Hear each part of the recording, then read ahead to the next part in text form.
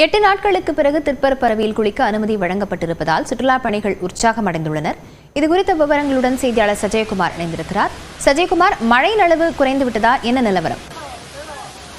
லாவண்யா, கன்னியாகுமரி மாவட்டத்தை பொறுத்தவரையிலும் கடந்த சில வாரங்களாகவே மாவட்டத்தில் பரவலாக விட்டுவிட்டு மிதமான மழை மற்றும் கனமழை பெய்து வந்தது. குறிப்பாக அணைகளின் நீர்பிடிப்பு பகுதிகளில் மேற்கு தொடர்ச்சி மலையோர பகுதிகளிலும் பெய்து வந்த கனமழையால் சித்தார் ஒன்று அணை 18 அடி கொள்ளளவு கொண்ட அணையின் நீர்மட்டமானது 15 அடியை தாண்டி அபாய அளவை நெருங்கியதால் 8 தினங்களுக்கு முன்பு இந்த அணையிலிருந்து வினாடிக்கு 200 கன அடி உபரி நீரானது வெளியேற்றப்பட்டு வந்தது. இதனால் கோதையாற்றில் ஏற்பட்ட வெள்ளப்பெருக்கு காரணமாக திருப்பரப்பு அருவியில் ஆக்ரோஷமாக தண்ணீர் பாய்ந்து சென்றதால் சுற்றுலா பயணிகளின் பாதுகாப்பு கருதி கடந்த 8 நாட்களாக இங்கு சுற்றுலா பயணிகளுக்கு குளிக்க அனுமதி மறுக்கப்பட்டிருந்தது. தற்போது மாவட்டத்தில் பரவலாக மழை குறைந்துள்ள நிலையில் அணை நீர்மட்டமும் தாழ்ந்துள்ளதால் அணையிலிருந்து உபரி நீர் வெளியேற்றமானது முற்றிலும் நிறுத்தப்பட்டுள்ளதால் கோதையாற்றில் வெள்ளம் சீரானதை தொடர்ந்து திருப்பரப்பு அருவியில் நீர்வீழ்ச்சியிலும் வெள்ளம் சீரானதை அடுத்து தற்போது அருவியில் குளிக்க அனுமதி வழங்கப்பட்டிருக்கிறது. இதனால் இங்கு அதிகாலை முதல் வந்துள்ள சுற்றுலா பயணிகள் உற்சாகமாக